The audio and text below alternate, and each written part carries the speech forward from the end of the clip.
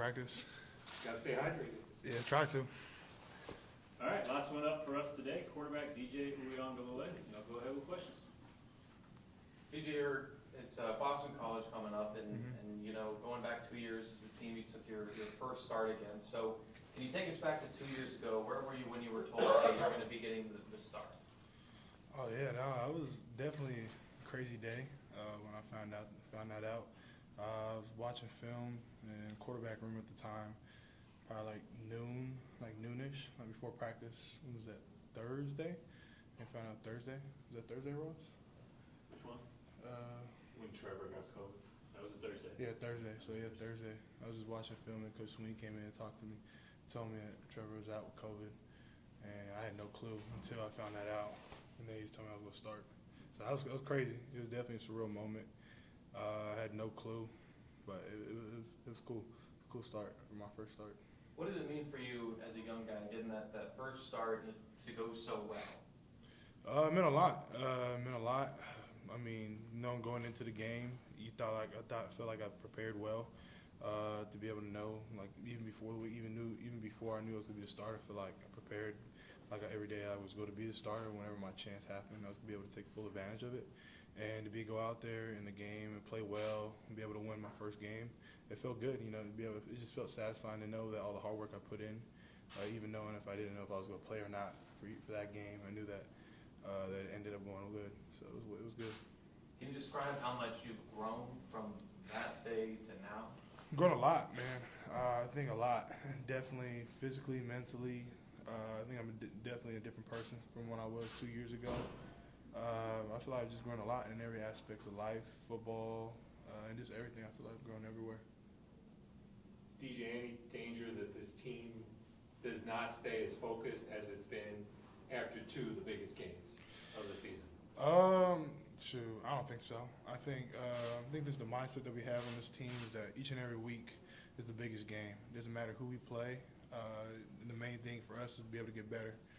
Each and every week to get better. We have a lot of stuff to grow from last week. We did a lot of good things, and we want to be able to come out each and every week and just continue to get better. And I feel like that's our main goal on offense and defense, special teams, that it doesn't really matter who we play. We always want to play our best game, whoever the opponent is, and that's how we just treat every week like that.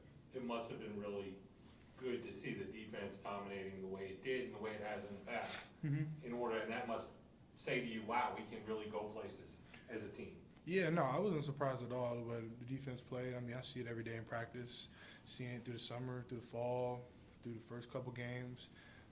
Even against Wake, they made plays when it mattered, and this against NC State, they did an unbelievable job by keeping them out the end zone, by making stops and making plays, sacks, tips, interceptions, turnovers, and did an unbelievable job. Are you a fan of playing at night games? So you guys have, I guess, 2 more coming up after this with Florida State being 7:30 now. Yeah, no, I just found that out. I mean, for me, it don't matter. I like night. I like 12 o'clock, 3 o'clock. I mean, every single game is it's an opportunity to be able to go out there and play, man. For me, it doesn't matter if it's in the morning or at night, if it was at 8 a.m. or if it's at 12 o'clock at night. I mean, I'm just happy to be able to play a game of football.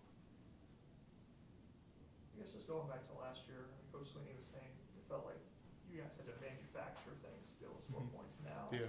you're back to scoring 40 points per game. I mean, how much more confident do you feel like the entire offense is, or are you guys just having more fun out there?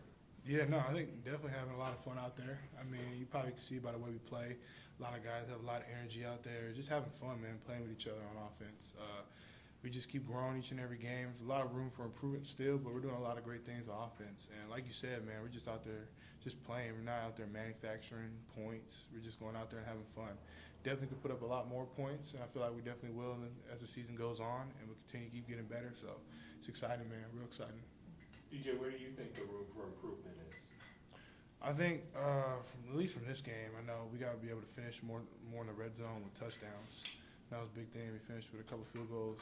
Good thing we have a great kicker with BT, makes all the field goals. But a lot of those times, we as an offense, I know everyone on offense, we want to score touchdowns.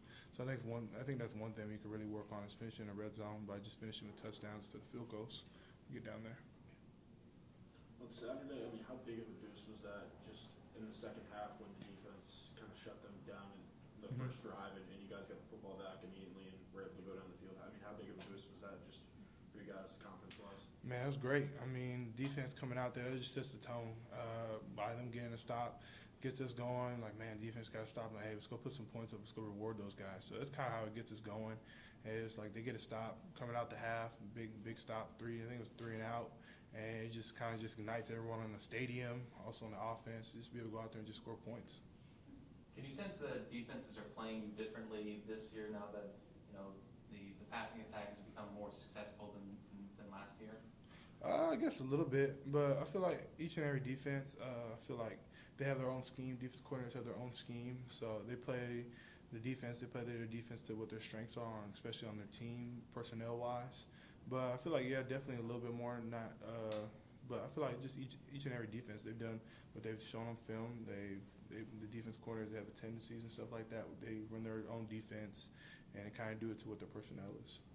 DJ, what do you remember about the BC defense the last 2 years? 2 years ago, for a half, they kind of had you guys on your heels a little bit, and then last year throughout, it was a tight game. Yeah, no, I think the one biggest thing that I know about Boston College with their defense, especially their head coach, is they're a super physical defense.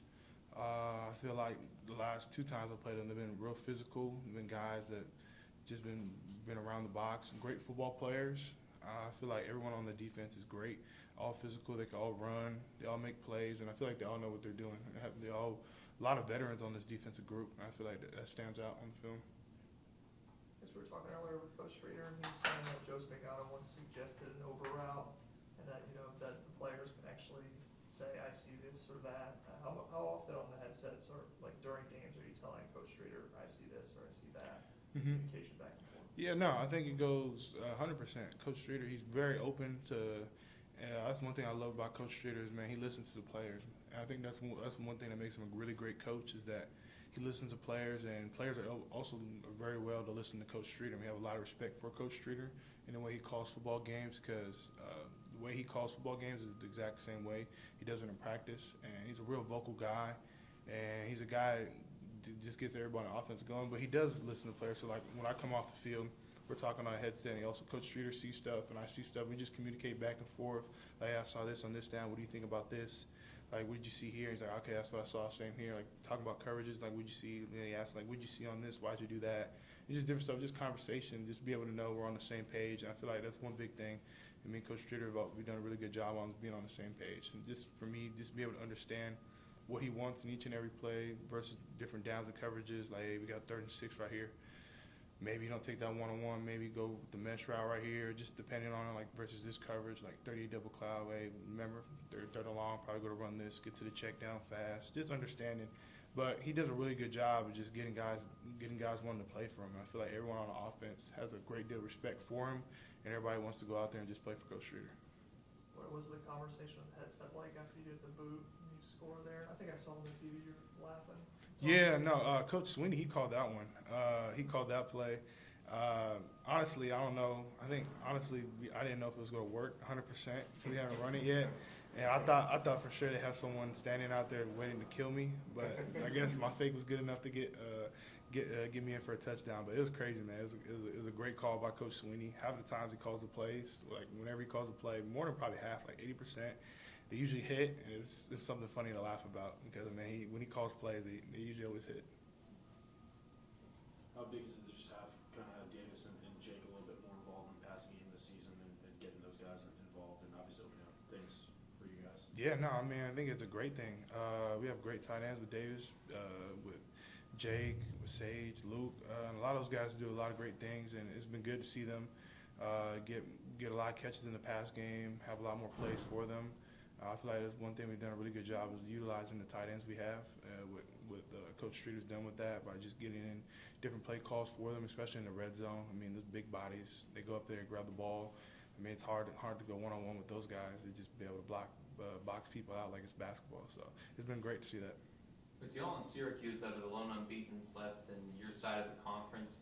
Just describe to me how much better it feels to be in the driver's seat, controlling your own destiny, something you guys didn't have a season ago. Yeah, 100 times better. I know Coach Sweeney talks about it all the time. He says that you want to be able to control your own destiny. And I feel like each and every game, he's always preached that to us, to just be able to control your destiny, that you take it one game at a time. you always can look at the finish line, but you don't want to get too focused on that. So you just want to take it one game at a time. But it is a lot nicer than last year. be able to be undefeated 5-0 than rather than being where we were last year.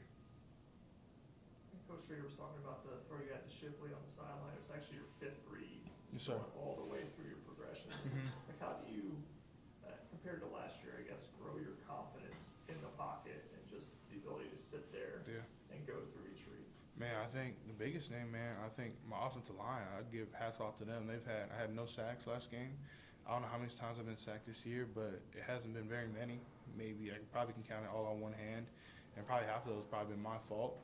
But, I mean, offensive line has been playing amazing. I mean, I think on that play, I don't know how many seconds I had in the pocket, but I was just chilling back there, had all day long to throw the ball. And when you have an offensive line that's able to give you that time in the pocket, I feel like you have all the confidence in the world to be able to go through each and every read. You can probably even go through it twice and re-look over everything. You just get to that 5th check down, be able to find plays like that with Shipley. I mean, it's everything. I mean, it gives the quarterback confidence, especially for me to be able to sit back there in that pocket and know that I'm not going to have any rush right here. Like, I can go through my reads, I can be calm in the pocket, stand still, and just go through everything. Yeah, obviously, Jordan, like, you have a lot of trust in him because he's a Mhm. veteran, but Blake, Yeah, man. there on that right side, like, how much have you developed that confidence over the past few weeks? Man, Blake, man, he's been playing each and every game, he gets better. And we've seen in fall camp just the way how strong he is and how, for a freshman, how well he does. Pass protection, run protection, how smart of an offensive lineman he is. I mean, he is a very big guy out there for being a true freshman, and he's just been killing it, man. I'm super proud of Blake and just the way he's been stepping up and answering to the challenge each and every week. Coach Sweeney's always been challenging him to get better each and every week, and he's done that.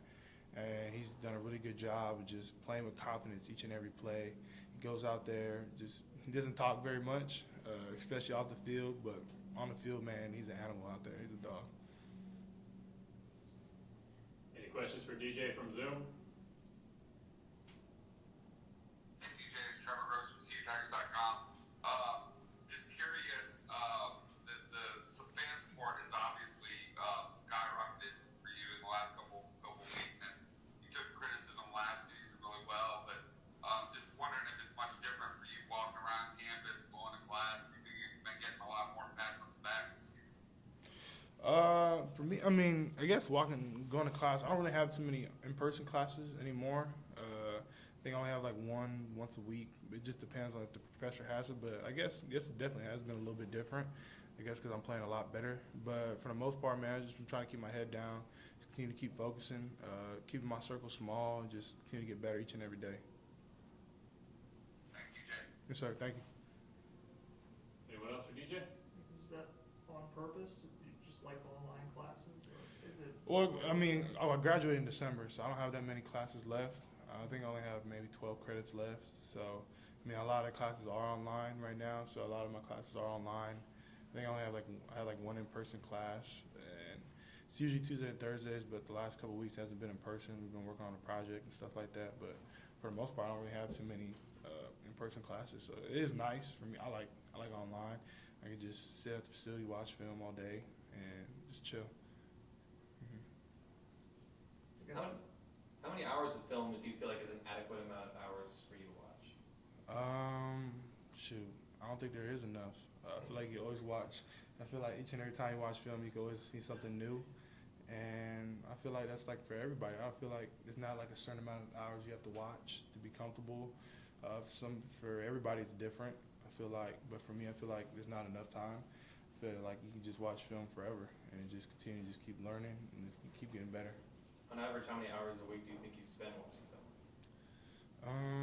I don't know. I mean, at least 24. At least 24 hours. Probably 24. I mean, from a span of Sunday to Saturday. Yeah, at least 24. I mean, probably a little bit more than that. Just depends. So there's no binge watching Game of Thrones or anything like that? Nah, not too much. I haven't really been able to watch TV that much. I know every time I go home, like, dang, it's late. I don't really have too much. I usually watch YouTube. I like watching YouTube. I like watching like game highlights, like from different colleges and like NFL games, like because you don't have a lot of time to watch like the NFL games. So I just get like the highlights. Usually watching like on NFL, like on the YouTube channel, and just watch the NFL games. Is any particular team or player you're watching a lot on I mean, I watch everybody. I mean, like today, I watched Jaguars. Who the Jaguars play? The Jaguars, Eagles. I watched that game. I watched the Seahawks, Lions game. 'Cause I know my brother's telling me. He said he has a fantasy team. He said the Jamal, what's the running back for the Lions now? Jamal Murray. Jamal Williams. Yeah, he said he's a running back for the fantasy team. He said he killed it. So I wanted to watch how well he played. He did. He had a great game. He had 2 touchdowns. But I mean, I watch everybody. Try to just watch. I mean, I love watching football, so I just wanted to get caught up and just see how the NFL went. Is there a certain quarterback that you watch in the NFL you try to model your game after, anything like that? I don't think there's anyone in particular, but I feel like I watch a lot of quarterbacks. I mean, there's a lot of quarterbacks in the NFL that are great, and I feel like there's a lot of them that do different things. And I feel like that's one big thing with the NFL, man. There's a lot of quarterbacks that do different stuff. I mean, you have a lot of great quarterbacks in their own, and a lot of guys can throw the ball. I mean, everyone in the NFL can throw the ball. Everybody can run now. So it's been cool just to be able to watch how their growth has been, and just seeing what they do differently each and every week, from like how they went from this game to this game, like how they got better, and just different stuff like that. All right, thank you, DJ. Appreciate it. Thank you. If you want to hang there, I'll just bring the computer right here. Okay. Gotta wrap everybody up for today. Thank y'all.